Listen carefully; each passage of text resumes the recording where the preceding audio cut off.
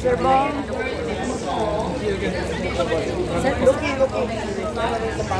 Senator Bong, ilang questions lang from the press. Opo, ay ma'am.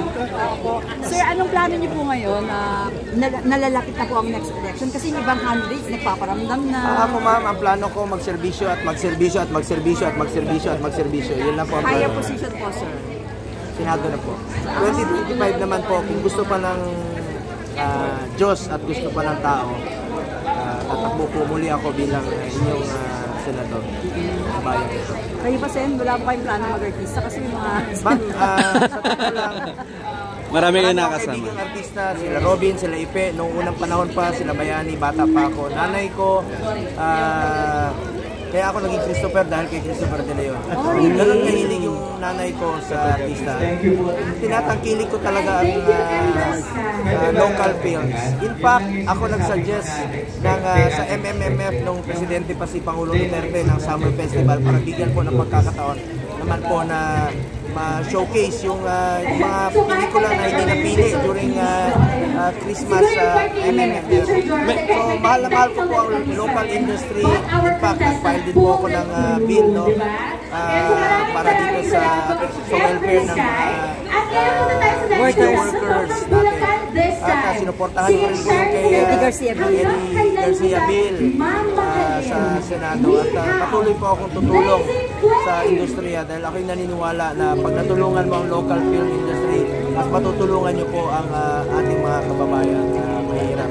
Marami pong matutulungan. Tangkilikin po natin ang local film. Pero sir, anong reaction mo na hindi daw matutuloy ang Summer Film Festival this year? Walang planong gano'n? Depende na po yan sa ating MMDA, no? Kasi siyempre sila po nakikiusap sa mga producer at sa ating mga cinema owners, no? Nalulungkot po ako, ngunit sana mabigyan pa rin po ng pagkakataon sila kung hindi sa summer, sa December naman po. Sir, makulay yung inyong buhay. Wala ba kayong balak na gawing pelikula ang buhay nyo soon? Kung sakaling bigyan ng pagkakataon, may producer na lumapit sa inyo. Actually kami mga Bisaya, kami parang ako, bahala na pag wala na ako sa mundong ito, pag kumain ako. Meron po doon sa TV dati, sa maalala ko kaya, pero very short Pero ako, mahal ko talaga ang local film industry. Mahal ko industriya, kaibigan ko, ang dami kong kaibigan mga artista simula nung bata. Marami rin sumuporta sa inyo. Kahoy pa lang yung sinihan, nanonood na ako. Pero sir, kung sakaling gagawin nga pong pelikula ang buhay nyo, sino ang gusto nyo more portray? Bilang kayo, bibigyan kayo ng chance to choose. Noon, si Christopher De Leon. Medyo matanda na sa pero magaling na ako. Yung mga bata po. James Reid kaya? Marami tayong magagaling na local actor. May plano pa po ba kayo sa movie industry kung sakaling kumbaga bibigyan kayo ng chance? Ako gusto ko talagang suportahan ng local film industry. In fact, si Eddie Garcia noon, buhay pa siya. Supporter ko yun, mahal na mahal ko po yun.